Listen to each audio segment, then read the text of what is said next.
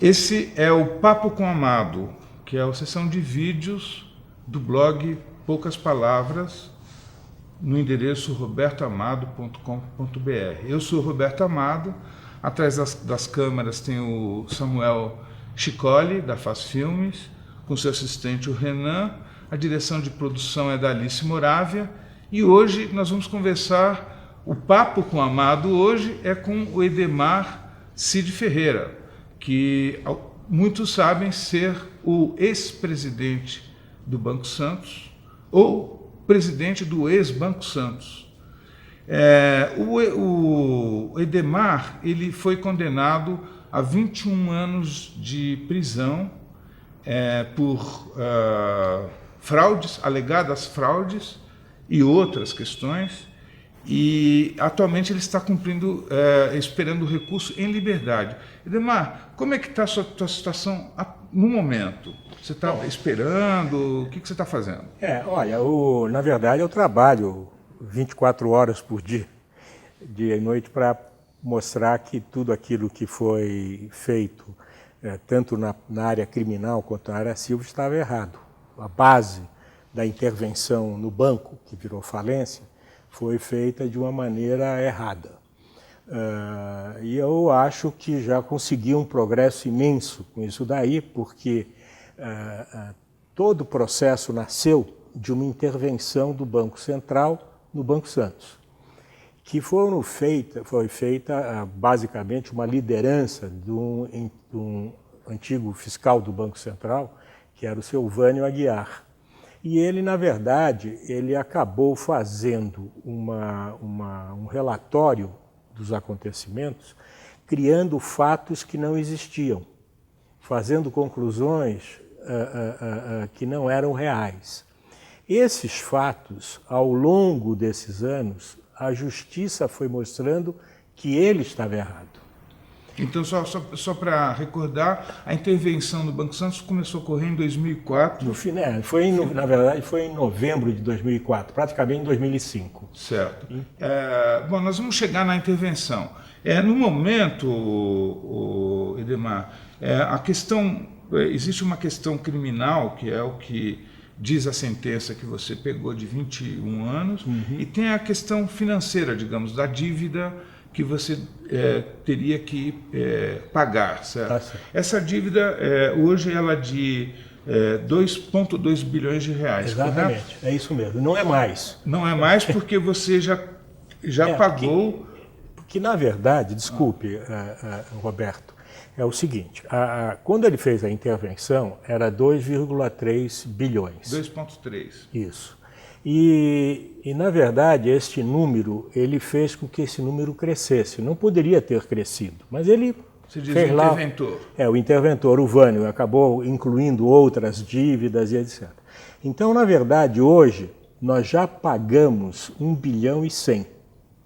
Ou seja, nós já pagamos 40% dessa dívida. 40% da dívida. Hoje, o número que ele próprio diz, que é de que seria 2 bilhões, mas tirando os ajustes que tem que ser feitos, é de 1 bilhão e meio. Então faltam pagar 1 bilhão e meio de reais. Contra isso, nós temos 6 bilhões de empresas que devem ao banco. São 6 bilhões a receber para pagar essa dívida de 1 bilhão e meio. São empresas que captaram empréstimos do banco e que devem pagar. Que tem que pagar, estão na justiça. Vão ter que pagar. E que são empresas líquidas. Então, quais são as empresas? As empresas são o Veríssimo, do Shopping Eldorado, a Caoa, que é o Carlos Alberto, que deve também quase 1 bilhão, a Paranapanema, a empresa Mamoré da Paranapanema, a Eluma, que faz a Hering, que faz as camisetas, a Amil, uma das empresas da Amil, chamada Dix, deve, a empresa Jaguari de eletricidade, que deve também alguns milhões. Enfim, são empresas muito líquidas que vão acabar pagando tudo isso. Então, quer dizer que você está na expectativa de primeiro, receber esse dinheiro dos seus credores e liquidar a dívida, E, por outro lado, existe a questão criminal, Isso, que, então, que é um outro processo. que é um certo? outro processo. Mas eles, na verdade, se combinam. Se combinam. Por quê? Porque, por que eu fui condenado? Isso é uma boa pergunta, Ué, obrigado. por quê?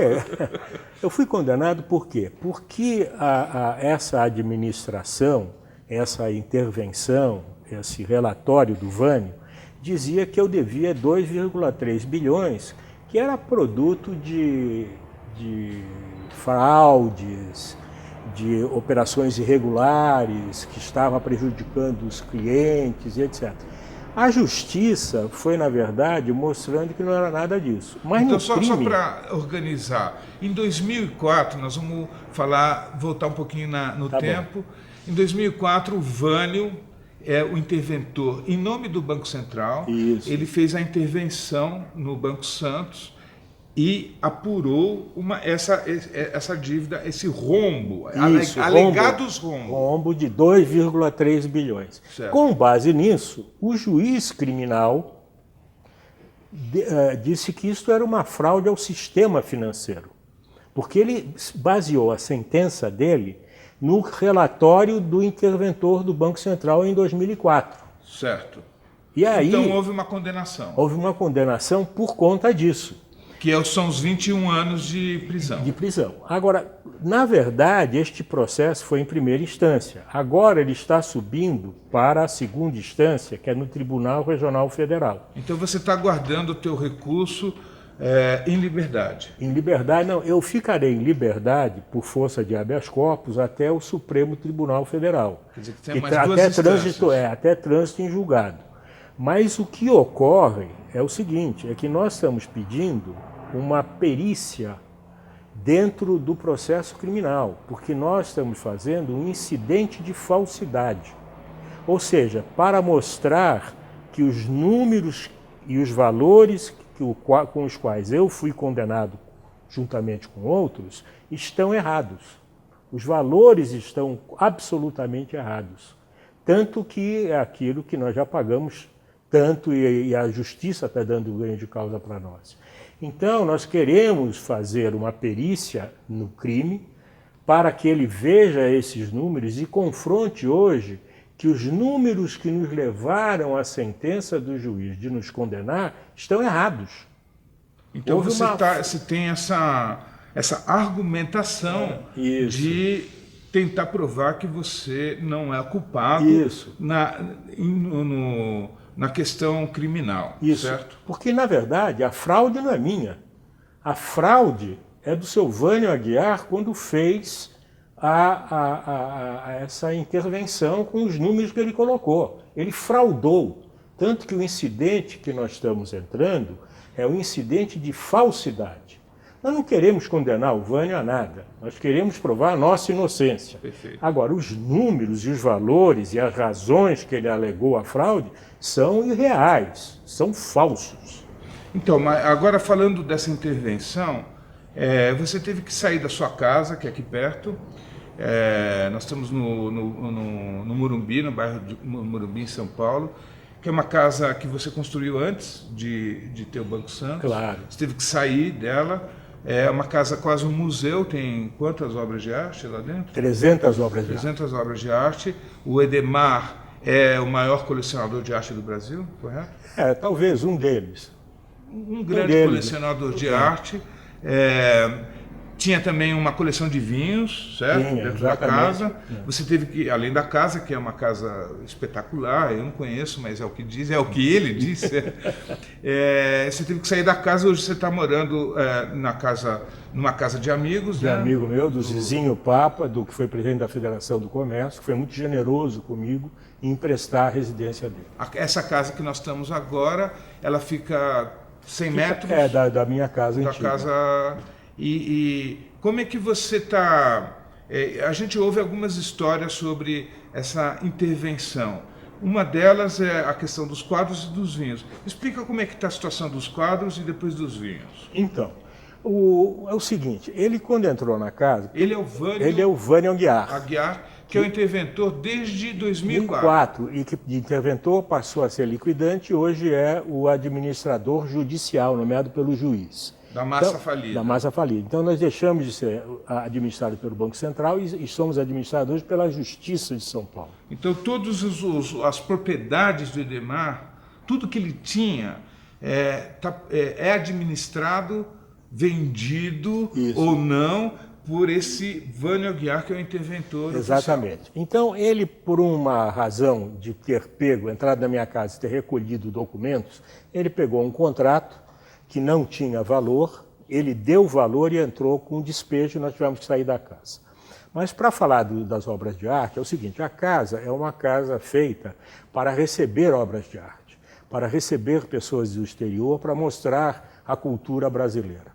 Então ela tem um salão muito grande, tem 9 metros de altura, esse salão, e tem 25 metros de comprimento, e todo ele é vidro. Durante a parte da manhã, desce uma cortina, que é uma cortina de blackout, para isolar o sol, das 8 da manhã, 7h30, 8 horas, até cerca das 10h30, 15 para as 11, que é quando o sol bate de frente. Então desce essa cortina, está ligado o ar-condicionado para que os quadros fiquem num bom ambiente do qual ele precisa estar. Você podia citar alguns autores, alguns dos quadros, só para a gente... Então, olha, tem Cláudio Bravo, Rauschenberg, temos o Di Cavalcanti, temos o Portinari, temos o Volpe, enfim, temos uma quantidade muito grande de importantes artistas. Então, esse ambiente é formado por essa cortina de blackout e também pelo ar-condicionado. O Vânio, ao entrar na casa, o Vânio Aguiar, o que ficou como fiel depositário, ele não soube administrar a tecnologia da casa. Então ele preferiu deixar tudo desligado.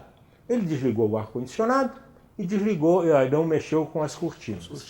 Então o que aconteceu? O sol entrou dentro do salão, fez daquele salão uma estufa, os quadros começaram a craquelar, começou a criar fungos dentro dos quadros, e isso daí fez com que esses quadros tivessem uma perda muito grande. O que aconteceu? Ele pediu que o Museu de Arte Contemporânea viesse à casa para levar esses 300 quadros para o Museu de Arte Contemporânea. O MAC não pegou esse 100? Não, ele falou, olha, desses quadros que vocês estão oferecendo, 100 deles estão imprestáveis para nós. Ele já deu um laudo. E aí... ele não quis pegar um quadro avariado para não ter responsabilidade. Exatamente, para não ter essa responsabilidade nem nada. Obrigado, José. Já está trazendo aqui um café para a gente. Obrigado, José. José, muito obrigado, José. Você é um craque. Você é um craque. E você veio moçado também. Então, o que ocorreu foi isso. Agora, isso quer dizer, o que aconteceu com esses 100 quadros aí? Então lá, ele não pôde tirar, o Vânio disse que esses quadros, o MAC não levou os quadros, porque ele achava que esses 100 quadros não estavam de acordo com o veio cultural, o veio artístico que o MAC... Essa foi a desculpa do Vânio, mas na verdade o que foi é o laudo, que está nos autos, dizendo que esses quadros estão prejudicados. Explicitamente que há problemas com quadro. E esses 100 quadros, então, estão na casa? Estão na casa junto com os outros 200. E os vinhos? E os vinhos aconteceu um fato semelhante, porque ele desligou a adega. Quantos vinhos tinha? Tinha cerca de 2.000 vinhos. 2.000 garrafas. Um valor muito alto. Eu não sei precisar o valor, mas era um valor. Assim, cita algum que tem um valor Não, especial. Todos eles eram... Porque é importante dizer o seguinte. Os vinhos, na verdade, é uma coleção. O vinho é um ativo financeiro, que você pode vender, pode fazer. Então a gente coleciona o vinho, porque você não vai beber 2.000 garrafas. Não sei, tem gente que bebe, né? Pois você talvez não. Não, ninguém bebe 2.000 garrafas. As pessoas colecionam porque é uma oportunidade de investimento. Olha, no ano passado, o vinho foi o ativo que mais se valorizou, mais que ouro, mais que dólar, Nossa. mais que moedas, mais que o mercado financeiro. Não sabia disso. Valorizou violentamente. Então, o que acontece? Essa coleção tem um valor. Ele, então, como desligou a adega, e a adega, então, ficou também uma grande estufa, ele estragou os vinhos. Então, como nós pedimos para fazer uma vistoria na casa, que a lei permite que o proprietário faça uma vistoria ad rei perpetuum. E essa vistoria, ou melhor, perpetuum ad rei memoriam, que chama a vistoria. Nós pedimos isso há um ano atrás, e o juiz não deu até agora. Sempre inventa um motivo, não, agora precisa de mais gente, precisa de menos gente, e ele não dá, porque nós entrando lá, vamos demonstrar, fazer uma prova do erro que foi feito tanto nos quadros, quanto no vinho, quanto na parte hidráulica da casa, na parte elétrica, enfim. Eles acabaram fazendo um descuido, um abandono da casa. Basta olhar a residência por fora, que você vai ver que ela está completamente abandonada. Há uma sujeira incrustada dentro do mármore. Enfim, ele abandonou efetivamente a residência. Nós estamos mostrando umas imagens da casa por fora. O que ocorre agora, então, é que o interventor ele vende essas propriedades, inclusive vinhos, né? Quadros, não sei. Não vende quadro, ele só vendeu o vinho, porque ele é proibido de vender. Ele é proibido, ele não pode vender, porque ainda existe um processo, porque ele pegou as empresas que são proprietárias desses quadros, dessas imóveis, eles estenderam a falência para o Banco Santos. Porque ele disse que eu havia tirado dinheiro do banco para mandar ao exterior e que esse dinheiro viria para o Brasil para capitalizar essas empresas. Esse fato é um fato gravíssimo, porque isso é lavagem de dinheiro. E este fato... pelo qual você foi condenado também. Uma das razões principais é essa lavagem de dinheiro. Então, o que nós fizemos? Nós pedimos que eles fizessem uma perícia no Banco Santos para provar que nós havíamos tirado o dinheiro do banco. Essa perícia foi realizada. Houve a perícia do juiz, houve o assistente do perito do Vânio, nós colocamos o nosso assistente, e acabou que eles não provaram nada, porque realmente não saiu o dinheiro do banco. Você não tem nada no exterior? Nada. Tudo que está no exterior está declarado junto à Justiça, inclusive o recurso que nós tínhamos está congelado desde o FAN, porque eu denunciei. Mas nenhum saiu do banco. Dinheiro nenhum saiu do banco. Mas você tem dinheiro no exterior? Eu tenho dinheiro no exterior, mas que está lá há 20 anos, que não é nada importante, mas está congelado, porque eu disse para o juiz onde estava, o juiz criminal. Mas eu queria que você falasse hoje como é que você está vivendo. Você não tem mais o banco, o que você faz? Então, no dia a dia você cuida desse processo? Você tem renda? Não, na verdade, eu não tenho renda. Quem me ajuda são meus amigos. E eu passo uma situação financeira muito caótica por conta disso. É muito difícil viver desse jeito, porque o que eu faço? Eu só trabalho para resolver esse problema da falência, do processo criminal. Eu só faço isso. Então, cada um eu leio todos os processos, me intero do que está acontecendo, informo aos advogados que trabalham para mim pro bono, eles também não recebem, porque eu não tenho dinheiro para pagar. Então, durante 8 anos, eu tenho vivido a custo do dinheiro de meus amigos e da minha família. Já são 8 anos que você está nessa situação. Nessa situação. E, na verdade, uma situação muito complicada. Você tem cartão de crédito? Não tenho nada. Não tenho cheque? Não tenho cartão de crédito, não tenho cheque, nem eu, nem minha mulher, ninguém tem. Então, quando você sai, você vai num restaurante? Eu vou quando eu tenho algum dinheiro, né? Aí que você me paga permite pagar em nota. Mas eu vou muito pouco. O ex-dono do banco pagando em nota. Você veja que é uma situação completamente estranha. Constrangedora. Constrangedora, uma coisa... Mas eu quero dizer a você, aos seus ouvintes, que eu estou bem, eu estou ótimo do ponto de vista moral, do ponto de vista de consciência, eu estou tranquilo, porque eu sei que eu vou ganhar. Eu sei que tudo isso é uma farsa, tudo isso é uma falsidade, há um complô armado que foi conduzido, porque eu fui o único banco, o Banco Santos foi o único banco que o Lula, no governo Lula, quebrou. E era o banco que mais crescia no Brasil. Então, eles tinham que esconder o problema do BMG e do rural. Que eram envolvidos no mensalão. Que eram envolvidos no mensalão. Como eu não dava dinheiro para o governo, eles quebraram o banco. Então, só para dar uma lembrada na situação, foi durante o fim da década de 90 e começo da década de 2000 que o Banco Santos se tornou o banco que mais cresceu entre os bancos brasileiros. Inclusive com ótima avaliação das agências de rating, certo? É verdade. E que parecia ser um empreendimento muito próspero, inclusive você tinha planos de ampliar o Banco Santos para pessoas físicas e para o exterior também. Exterior também.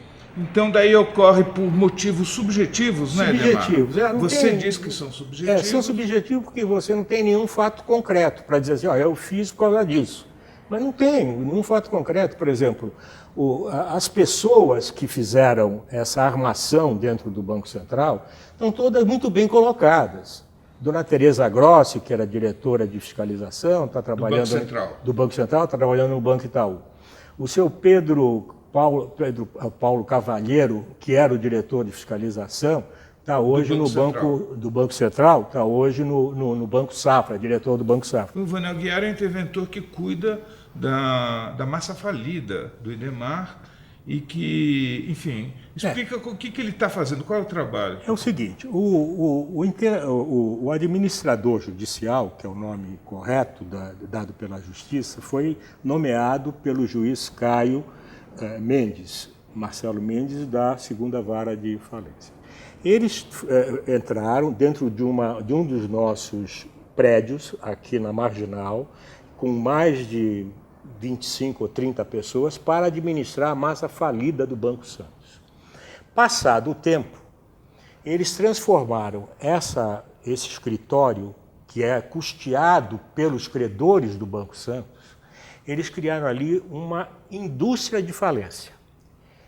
O juiz deu para o Vânio Aguiar e a sua equipe administrarem 21 outras falências, dentro do prédio que é do Banco Santos. Quer dizer, ele fez disso um negócio. Ele fez disso um negócio e hoje ele administra 21 falências, já ganhou mais de 10 milhões de reais, ele que era um fiscal do Banco Central, que fazia parte dessa turma, junto com Paulo Cavalheiro, junto com a dona Tereza Grossi, fazia parte ele era um superintendente, já ganhou mais de 10 milhões, cuida de 21 falências. Ele ainda é funcionário do Banco Central? Não, ele já se aposentou, hoje ele é um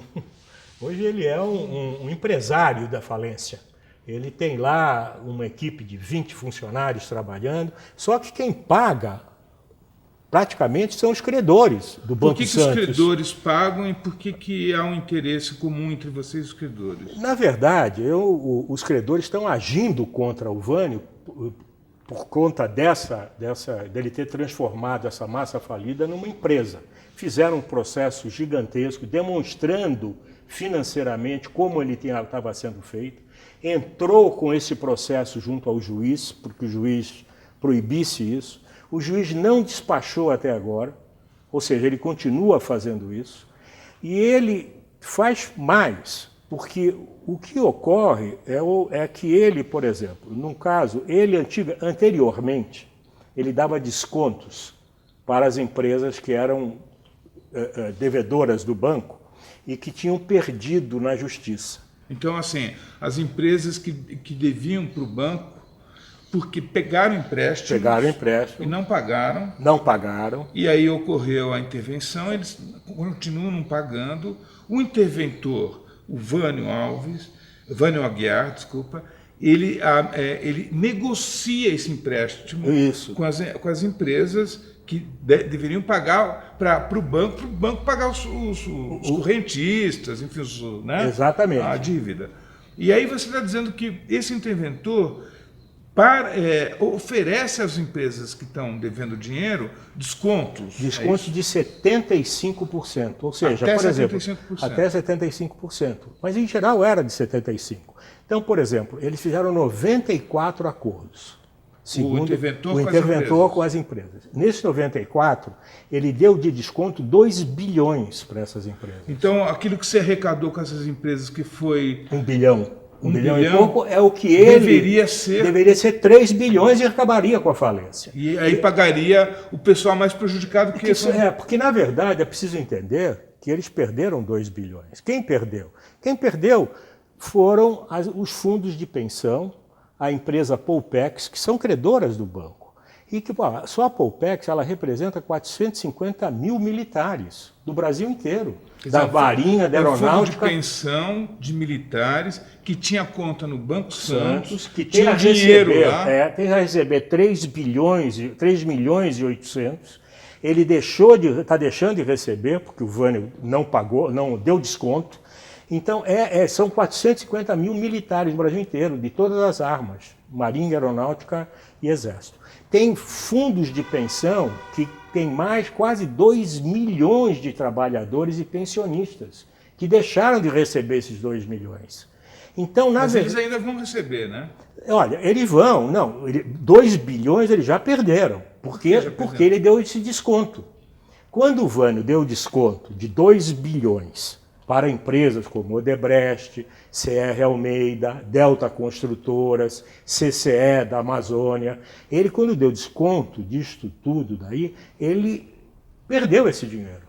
Ele recebeu 780 milhões e o resto ele deu de desconto. Então as empresas não pagaram, o juiz aprovou e o antigo representante dos credores assinou. Vou dar um exemplo. O nome da empresa chama-se Via Engenharia. Essa Via Engenharia, segundo o Vânio, que está lá no processo, deve 134 milhões de reais. Para o Banco Santos. Para o Banco Santos, que tomou um empréstimo de 134 milhões, correspondentes a isso. A Via Engenharia é uma empresa rica, devedora do Banco Santos, e que entrou com ações contra o banco, perdeu em primeira e segunda instância. Ou seja, perdeu no tribunal, perdeu do juiz, todos mandaram ele pagar o que ele devia. O Vânio chamou a empresa e fez um acordo por 17 milhões. Esses 134, ele só recebeu 17. Quer dizer que, na verdade, ele recebeu o quê? Pouco mais quase de 10%. De 10% do que a pessoa deve. Então, e aí, sem a assinatura dos credores. Os credores não concordaram com isso. Antes o representante concordava. Hoje, o representante dos credores, que é o seu Dr. Rodolfo Peano, não assinou isso. Meu objetivo é pagar todos os credores. Eu fui presidente da Bienal 2 vezes, fiz a Mostra do Redescobrimento, que foi o maior evento, um dos maiores eventos mundiais do Parque de Ibirapuera.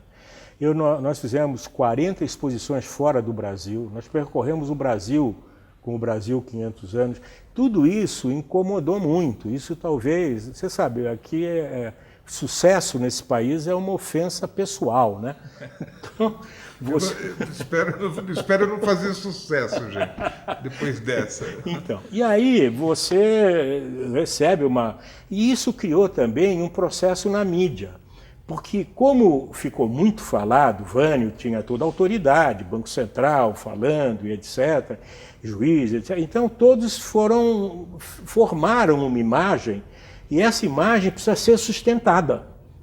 Então a maneira de sustentar essa imagem é trabalhar a imagem, né, contra, né? Então, na verdade, você chamou de conspiração, pode ser que seja uma conspiração, mas na verdade não é que eles estão todos reunidos numa sala conspirando, não é isso.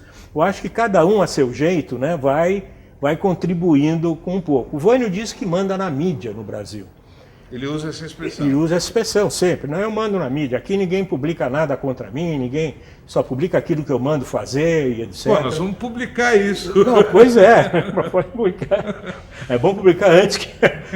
E depois, sei lá, a gente pode até ouvir o Vânio depois numa outra oportunidade. Mas deve ouvir. Muito bom. Então, eu acho que realmente há uma situação muito deteriorada, uma situação... Agora, Edmar, é o seguinte, se há houve uma conjunção de fatores subjetivos, conspiratórios, não sei, talvez, que te levassem a essa situação, por outro lado, e que fosse configurado, pelo menos de alguma maneira técnica, uma fraude ou ilegalidades, não teria que haver também o envolvimento de outras empresas dentro desse processo alegadamente fraudulento? Então, é isso Como daí. Que o banco sozinho dá um golpe assim? Tem parceiros, cúmplices, não? Não. O cúmplice, na verdade, por incrível que pareça, são os próprios devedores. Por quê? Porque os devedores alegam, e é esse o ponto importante, você pegou exatamente o ponto-chave da questão. Qual é o ponto-chave? O ponto-chave é que os credores dizem que eles não querem pagar 100% da dívida porque eles têm a receber de empresas tidas ou ligadas a mim, que eram empresas que não eram minhas e que eles compravam debêntures dessa empresa. Pelo banco, não? Não. Eles compravam livremente. No mercado? Não no mercado, porque os próprios offices ofereciam isto para eles. Certo. Que era uma oportunidade deles ganharem mais dinheiro. A debênture dá muito mais resultado. Certo. Então, o que ele fez? Então, eles compravam, como diz os juízes, compravam porque eles, de livre e espontânea vontade. Ninguém mandava que eles comprassem, não tem pessoa física. Não tem viúva de Taubaté, são todas empresas grandes, líquidas. Eles compraram porque eles queriam comprar, porque queriam maximizar o ganho deles, que não tem nada a ver com o Banco Santos. Mas eles alegam que tem. Eles alegam que eram minhas. Muito bem, aí eles entraram na justiça dizendo isso. Aí os juízes e os desembargadores do tribunal disseram que não, inclusive os ministros do STJ. Não, o senhor vá e pague o que o senhor deve ao banco e vá buscar o que o senhor tem a receber naquelas empresas que o senhor comprou as debêntures. É isso que eles dizem. Eles dizem, o senhor não é um inocente, o senhor não foi iludido. O senhor, disse para algumas empresas, os senhores eram maiores que o banco. Os senhores podiam, se os senhores estavam constrangidos a comprar debêntures para poder receber o dinheiro, os senhores tinham o mercado financeiro inteiro para fazer isso. Os senhores compraram porque os senhores quiseram. Então, e esta que é a fraude, que é o central da fraude. Então, quem comprou não fui eu que fui obrigá-los a comprar, são eles que compraram. Então, se existe fraude, a fraude está na compra desses papéis, que foi feita por esses clientes. Não foi feita pelo banco. O banco não fez nada. O banco fez um empréstimo para eles e eles usaram parte desse dinheiro ou parte do que eles tinham em caixa, porque o banco não mandou cobrar nada, então eles compraram porque eles quiseram. É a mesma coisa do que eles estão dizendo que, não, tem lavagem de dinheiro, então esse dinheiro saiu do Banco Santos. Ora, isso não é verdade. Edmar, então me diz uma coisa, quando você era um profissional ligado à Bolsa de Valores, e tem uma história aí, não era exatamente um cara que saiu do nada. Como é que você viu a oportunidade, o que te inspirou a fazer um banco? Olha, na verdade, o banco ele é a evolução de uma corretora de valores, da Santos Corretores, que eu tinha desde 1969. Então, esse que virou banco em 89 e que continuou como banco. Então, na verdade, o banco nasceu desde uma corretora de valores em Santos de 1969. E a partir daí ela foi se capitalizando. Então o Banco Central permitiu que as corretoras que estivessem bem capitalizadas virassem bancos. Foi o que eu fiz, virei banco e criei. Agora, como eu não tinha rede de agências, os bancos estavam todos eles muito bem instalados, eu criei um sistema de tecnologia. Eu usei muito a internet. Nós fomos o primeiro banco a usar fortemente a internet. Esse sistema de pagamento online que todo mundo faz, foi o banco que fez. Foi o Banco Santos que fez. Foi o pioneiro. Nós criamos isso, nós fizemos o Smart Pag. O sistema brasileiro de pagamentos do Banco Central foi feito dentro do Banco Santos, com os técnicos do Banco Santos. Então, foi essa tecnologia que fez o banco desenvolver. Você atribui a essa tecnologia? Sem dúvida. E você hoje tem a perspectiva, está fortemente convencido de que vai conseguir pagar seus credores, que você vai conseguir ganhar, vai ser, por fim, considerado inocente na sua pena de crime e vai receber uma grana, vai receber um valor que é o saldo, é o que você acredita daquilo que você vai pagar e daquilo que vai sobrar. O que você pretende fazer a partir de agora? Você começaria de novo um banco hoje? Não. Eu acho que essa fase já foi. Acho que eu gosto muito de arte. Eu sempre me dediquei muito à arte e eu acho que eu posso dedicar meu tempo a incentivar, através da tecnologia, incentivar a arte brasileira no Brasil e no exterior. Como é que é ter 70 anos, estar com dificuldades econômicas, viver de favor e esperar uma reviravolta, né? Uma reviravolta. Na verdade, a reviravolta já está acontecendo. Então, isso está acontecendo e rapidamente vai terminar. O que eu acho é o seguinte, é que, bom, eu me sinto muito bem, né? Eu não posso morrer nem ficar doente, né? Porque eu tenho que terminar essa batalha. Tem uma missão a cumprir, tenho que terminar essa batalha. Então, é isso que eu estou fazendo. Eu estou fazendo e tenho essa energia para isso. Agora, não é agradável. Eu estou passando esses anos aí num sofrimento muito grande, mas eu sei que isso daí, pagando os credores, eu já estou satisfeito. Aí eu tenho tempo de fazer o que eu quiser. Vendo dinheiro ou não vindo dinheiro. O que eu me sinto muito bem moralmente, me sinto muito bem tranquilo, acho que trabalho para que os credores recebam, acho que houve realmente uma injustiça, uma conspiração, e que eu vou resolver. Então essa é a minha missão. Agora, se é inocente ou culpado, isso cada um se julga. A tua parte da culpa você está pagando através desse tempo todo de, enfim, expectativas, negociações, prisão, enfim, e algumas restrições na sua vida, certo? É isso mesmo, mas com muito otimismo, sempre. Ok? Fechou? Legal? Tudo bem? Quer falar mais alguma coisa? Não, microfones abertos para você. Não, você está satisfeito? Estou muito satisfeito. Um grande abraço, Roberto, e muito obrigado. Está caindo aqui o nosso microfone. Eu agradeço.